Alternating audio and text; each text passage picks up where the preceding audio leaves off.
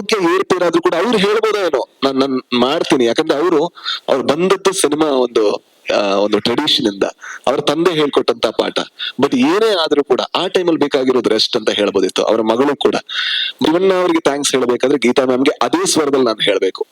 ಯಾಕೆಂದ್ರೆ ಪ್ರತಿ ಸತಿ ಕೂಡ ನಮಗವ್ರ ಶಿವಣ್ಣ, ಆದ್ರೆ ಅವರಿಗೆ ಗೀತಕ್ಕನ್ಗೆ ಹಾಗಲ್ಲ, ಅವ್ರಿಗೆ ಅವ್ರ ಪತಿ.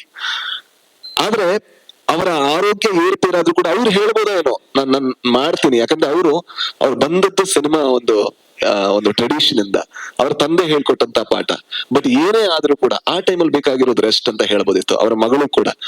ಬಟ್ ಅವರೆಲ್ಲರೂ ಕೂಡ ಯಾವ ರೀತಿ ನಿಂತ್ರು, ಅದಕ್ಕೆ ಇವತ್ತು ಎಷ್ಟೇ ಜನ ಹೇಳಿದ್ರು, ಅಣ್ಣ ನೀವು ಹೇಳಿದ್ರಲ್ಲ ನಾನು ಶಿವಣ್ಣ ಬಗ್ಗೆನೇ ಮಾತಾಡ್ಬೇಕು. ನೀವಲ್ಲ ಅಣ್ಣ, ಕರ್ನಾಟಕ ಮಾತಾಡ್ಬೇಕಾಗಿರೋದು ಈ ಸಿನಿಮಾ ನೋಡಿ ಶಿವಣ್ಣ ಬಗ್ಗೆ ಮಾತ್ರ. ಅಂಡ್ ಹಾಗೆ ಮಾತಾಡಿದ್ರೇನೆ ಅದು ಚಂದ.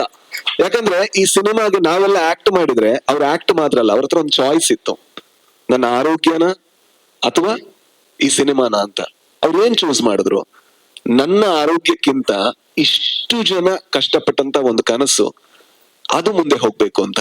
ಶಿವಣ್ಣ, ಅದಕ್ಕೆ ನಮ್ಮ ಇಡೀ ಕರ್ನಾಟಕದ ಪರವಾಗಿ so thank you so much. Thank you. ನಿಮ್ಮ ಇಡೀ ಫ್ಯಾಮಿಲಿ ಕೂಡ ಥ್ಯಾಂಕ್ ಯು ಸೋ ಮಚ್. ನಮಸ್ಕಾರ ಎಲ್ರಿಗೂ ಕೂಡ. ಮೊದಲಿಗೆ ಈ ಕಾರ್ಯಕ್ರಮದ ಉದ್ದೇಶ ಒಂದೇ, ಏನಂತ ಹೇಳಿದ್ರೆ, ನಮ್ಮ ಟ್ರೈಲರ್ಗೆ ನೀವು ಕೊಟ್ಟಂತಹ ಪ್ರತಿಕ್ರಿಯೆ ಏನಿದೆ ಅದಕ್ಕೆ ನಾವು ನಿಮಗೆ ಥ್ಯಾಂಕ್ಸ್ ಹೇಳ್ಬೇಕಿತ್ತು.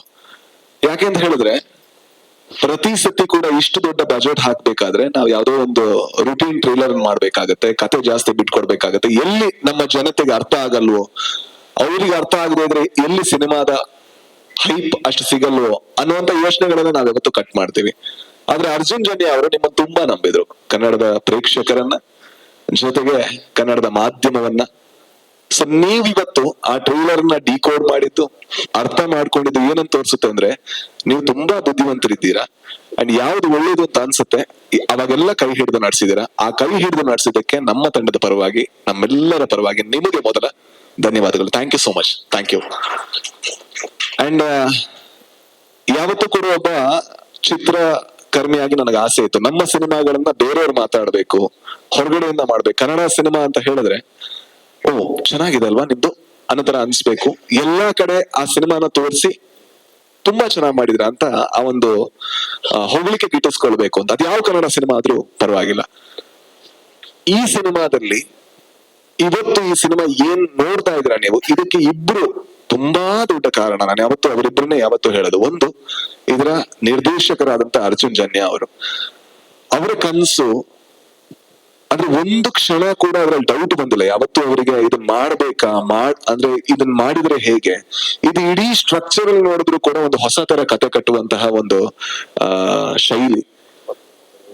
ಬಟ್ ಅವರ 3 ವರ್ಷದ, ಅಂದ್ರೆ ನಾನು ಯಾವತ್ತೂ ಅವ್ರು ಮಲಗಿದ್ದೆ ನೋಡಿಲ್ಲ ಅಣ್ಣ. ನಾನು ಕೇಳ್ತಿದ್ದೆ ಎಷ್ಟು ಗಂಟೆ ಮಲಗ್ತಾರೆ ಅಂದ್ರೆ 2 ಗಂಟೆ 1.5 ಗಂಟೆ ಅಷ್ಟೇ ನಿದ್ದೆ ಅವರಿಗೆ.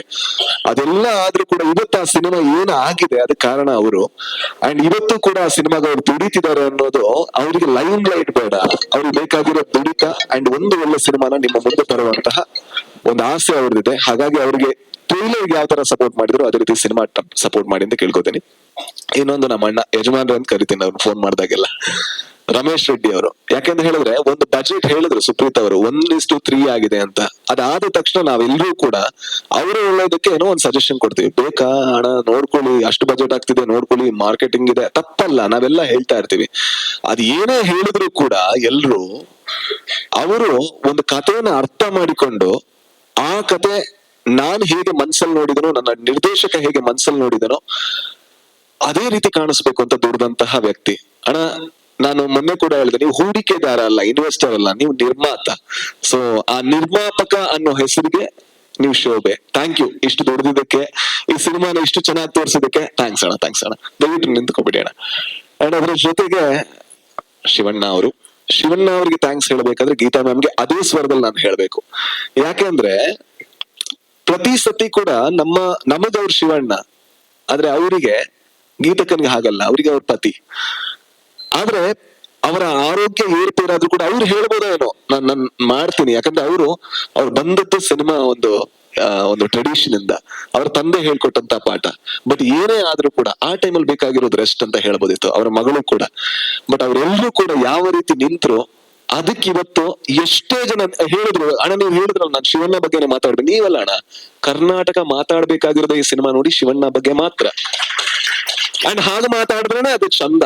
ಯಾಕಂದ್ರೆ ಈ ಸಿನಿಮಾಗೆ ನಾವೆಲ್ಲ ಆಕ್ಟ್ ಮಾಡಿದ್ರೆ ಅವ್ರ ಆಕ್ಟ್ ಮಾತ್ರ ಅಲ್ಲ, ಅವ್ರ ಹತ್ರ ಒಂದು ಚಾಯ್ಸ್ ಇತ್ತು, ನನ್ನ ಆರೋಗ್ಯನ ಅಥವಾ ಈ ಸಿನಿಮಾನ ಅಂತ. ಅವ್ರು ಏನ್ ಚೂಸ್ ಮಾಡಿದ್ರು? ನನ್ನ ಆರೋಗ್ಯಕ್ಕಿಂತ ಇಷ್ಟು ಜನ ಕಷ್ಟಪಟ್ಟಂತ ಒಂದು ಕನಸು ಅದು ಮುಂದೆ ಹೋಗ್ಬೇಕು ಅಂತ ಶಿವಣ್ಣ. ಅದಕ್ಕೆ ನಮ್ಮ ಇಡೀ ಕರ್ನಾಟಕದ ಪರವಾಗಿ so thank you so much, thank you. ನಿಮ್ಮ ಇಡೀ ಫ್ಯಾಮಿಲಿ ಕೂಡ thank you, thank you, thank you so much. And real star Upendra ಅವರು, ಅದು ಯಾಕೆ ಹೆಸರು ಬಂದಿದೆ ಅಂತ ಅವ್ರ ಜೊತೆ ನೀವು ಒಂದು ಅರ್ಧ ಗಂಟೆ ಮಾತಾಡಿದ್ರೆ ಗೊತ್ತಾಗತ್ತೆ. ಅರ್ಧ ಗಂಟೆ ಏನಾದ್ರು 30 ದಿವಸ ಆದ್ರೆ ಅದಿನ್ನೂ ತುಂಬಾ ಚೆನ್ನಾಗಿ ಗೊತ್ತಾಗತ್ತೆ. ಅಣ್ಣ ವ್ಯಕ್ತಿ ಅಲ್ಲ, ಇದು ವ್ಯಕ್ತಿ ಪೂಜೆ ಎಲ್ಲ ನಿಮ್ಮನ್ನು ಹೊಗಳ್ತಾ ಇಲ್ಲ. ಯಾಕಂದ್ರೆ ನೀವೊಬ್ಬ ಸಿನಿಮಾ ಒಬ್ಬ ನಿರ್ದೇಶಕನಾಗಿ ನಮ್ಗೆಲ್ಲ ಸ್ಫೂರ್ತಿ ಆದ್ರೆ, ಮನುಷ್ಯನಾದಾಗ ಅಷ್ಟು ಹತ್ರ ಆದಾಗ ನೀವು ಇನ್ನೂ ದೊಡ್ಡ ಸ್ಫೂರ್ತಿಯಾಗಿ ಬದಲಾಗ್ತೀರಾ, ದೊಡ್ಡ ಪ್ರೇರಣೆಯಾಗಿ ಬದಲಾಗ್ತೀರಾ. ಯಾಕಂದ್ರೆ ಇವತ್ತಿಗೂ ಕೂಡ, ಇವತ್ತು ಮಧ್ಯಾಹ್ನ ಕೂಡ ಅವ್ರ ಜೊತೆ ಮಾತಾಡ್ಬೇಕಾದ್ರೆ ನಮ್ಗೆ ಅವ್ರು ಹೇಳೋದು ಒಂದೇ ವಿಚಾರ, ಹೊಸದೇನಾದ್ರೂ ಮಾಡ್ಬೇಕು ಅಂತ. ಅವ್ರು ಮಾಡಿದಿರೋ ಹೊಸದೇನಿದೆ ಕರ್ನಾಟಕದಲ್ಲಿ ಕನ್ನಡ ಚಿತ್ರರಂಗದಲ್ಲಿ, ಬಟ್ ಇವತ್ತಿಗೂ ಕೂಡ ಇಲ್ಲ ಗುರು ಏನೋ ಸರಿ ಇಲ್ಲ, ನಾನು ಇನ್ನೂ ಹೊಸದ್ ಮಾಡ್ಬೇಕು ಅಂತ. ಐ ಥಿಂಕ್ ನಮ್ಮೆಲ್ಲ ಗೋಲ್ ಅಷ್ಟೇ ಅಣ್ಣ. ಅಂದ್ರೆ ನಾವು ಹುಡುಕ್ತಾ ಇರ್ತೀವಿ, ಆಗತ್ತೋ ಇಲ್ಲ ಬೇರೆ ಪ್ರಶ್ನೆ. ನಿಮ್ಮಿಂದ ಆಗಿದೆ, ನಮ್ಮಿಂದ ಅದ್ರ 1% ಆದ್ರೂ ಕೂಡ ನಾವು ಭಾಗ್ಯವಂತರು. ಕನ್ನಡ ಚಿತ್ರರಂಗನ ಯಾವ ರೀತಿ ಇನ್ಸ್ಪೈರ್ ಮಾಡಿದಿರ ಅಂಡ್ ಇವತ್ತು ಮಾಡ್ತಾ ಇದೀರ, ಮುಂದಿನ 1000 ಅಡಚಣೆಗಳಿರ್ಬೋದು, ಬಟ್ ನಿಮ್ಮಿಂದ ಅದಾಗತ್ತೆ. ನಿಮ್ಮಿಂದ ಅದನ್ನೇ ಎಕ್ಸ್ಪೆಕ್ಟ್ ಮಾಡೋದು. So thank you so much, ಎಲ್ಲದಕ್ಕೂ ಕೂಡ ಥ್ಯಾಂಕ್ ಯು.